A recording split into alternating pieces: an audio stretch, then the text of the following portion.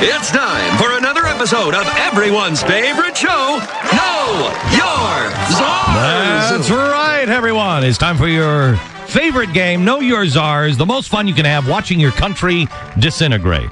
Today's czar likes numbers. In fact, he announced that the Obama administration had lowered the deficit this year from $1.8 trillion to $1.6 trillion. Well, everybody dance! Or not. Sure, he also noted that U.S. unemployment will surge to 10% this year, and the budget deficit will widen to $1.5 trillion next year, reflecting a deeper recession than previously expected.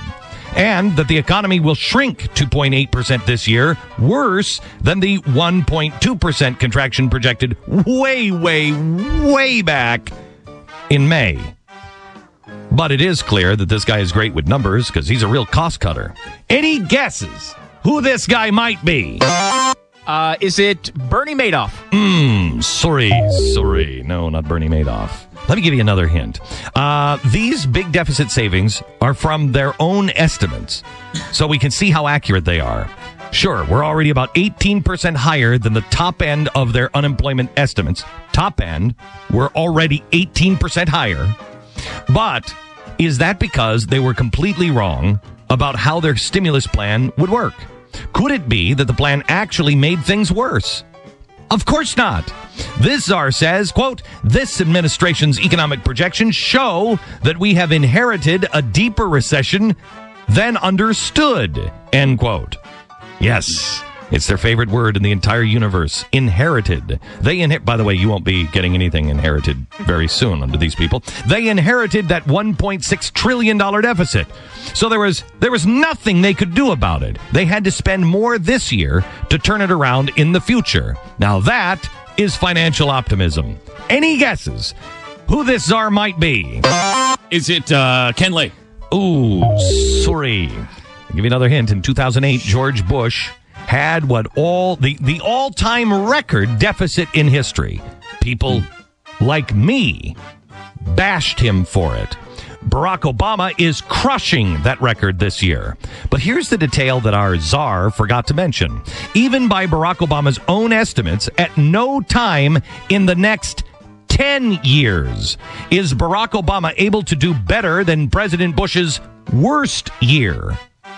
Now, I'm not saying that he ever has a surplus.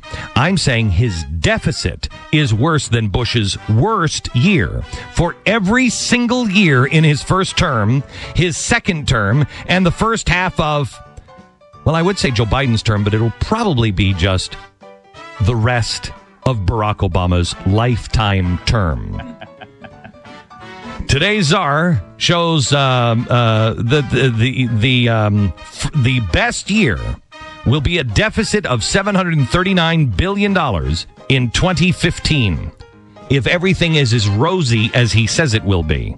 That's 61% worse than Bush's worst year. And that's without universal health care and cap and trade. But it gets worse. Again, by Obama's own budget projections, the policies he's already put in will have the deficit getting worse, not better, at the end of projections. Worse in 2016 than 2015. Worse in 2017 than 2016. Worse in 2018 than 2017. And worse than 2019 than 2018. But after that, don't worry. I mean, everything is going to be... Anybody know who the czar is?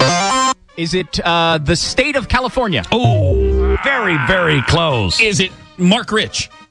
I think Mark Rich sounds and like he has all the qualifications. All dead, aren't they? No, sorry. Today's czar is Peter Horzog. Peter Horzog, our budget czar, handy with a calculator, and based on his predictions so far, the proud Enron of czars. Ooh, sorry. Just like everyone who plays this game, you lose. But at least you'll die a little smarter just for listening to Know Your Czars.